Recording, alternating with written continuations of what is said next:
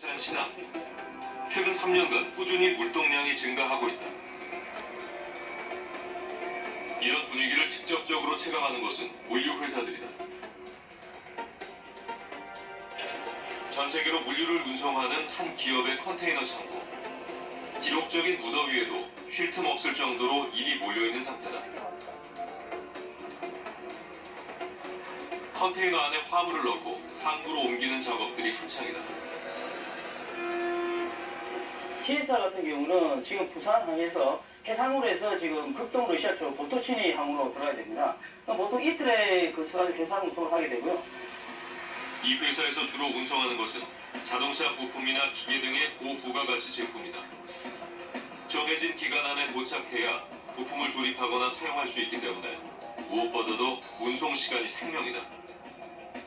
철도가 연결이 돼가지고 이제 이쪽 철도 물류를 이용하게 된다 그러면 부산에서 또 동해 거쳐서 나진 거쳐서 하산으로 올라가게 되면 부산에서 해상으로 보토치 가는 기간보다 거의 반 정도가 그쪽 기간이 단속이 된다고 생각합니다. 남북 연결에 대한 기대가 큰 것은 단순히 물류 회사들만이 아니다. 최근 부산은 신안 근처 570만 평 부지에 국제산업 물류도시를 건설하고 있다. 여의도 면적의 2배가 넘는 대규모 물류도시는 올해 말 완공을 눈앞에 두고 있다. 국제공항 그리고 철도 이미 국내외 유수 제조업체, 물류업체 등이 운영을 시작했고 미국의 마이크로소프트 역시 입주가 예정돼 있다.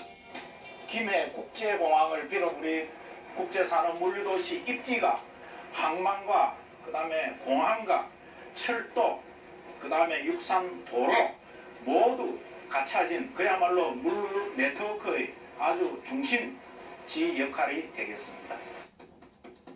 부산은 대한민국 정부가 준비 중인 한반도 신경제 지도에서 매우 중요한 위치를 차지하고 있다. 서쪽으로 유라시아 경제권과 동쪽으로 태평양 경제권을 아우를 수 있는 중심지에 있는 것이다. 국제적인 물류 기능을 확대하는 것이 부산만의 문제가 아니라 바로 우리나라 한반도 전체의 물류 기능을 높이는 것이고 이걸로 인해서 일자리들이 엄청난 고급 일자리들이 많이 만들어지는 것은 물론 우리나라의 경제 성장에도 큰 기여를 할 것이다 그렇게 생각합니다.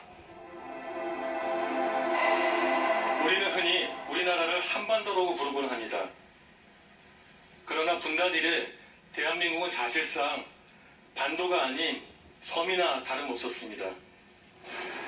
이건 밤에 찍은 대한민국의 위성 사진인데요. 어떻습니까? 한눈에도 둥둥 떠있는 섬과 같은 우리나라의 모습이 보이시죠? 대륙과 연결된 북한과의 단절로 우리는 대륙으로 나아갈 길이 끊어진 채 외딴 섬처럼 놓여 있습니다. 그러나 지금 우리가 구상하고 있는 미래가 다가오면 모든 것이 달라집니다. 목포에서 시작해 북한 신의주, 중국 단둥으로 연결되는 환서의 경제벨트, 부산에서 시작해서 북한 원산, 러시아 블라디보스톡과 연결되는 환동의 경제벨트, 여기에 서울과 원산을 연결하는 접경지역 평화벨트까지 이렇게 H벨트가 완성되면 이 축들이 톱니바퀴처럼 서로 맞물려 돌아가게 됩니다.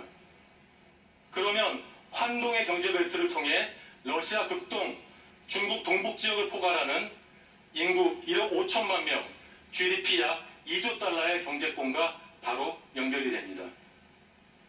또한 환서의 경제벨트를 통해 중국의 동북 연안을 포괄하는 인구 6억 명, GDP 약 6조 7천억 달러의 거대한 경제권이 우리 대한민국 앞에 놓이게 되는 것입니다.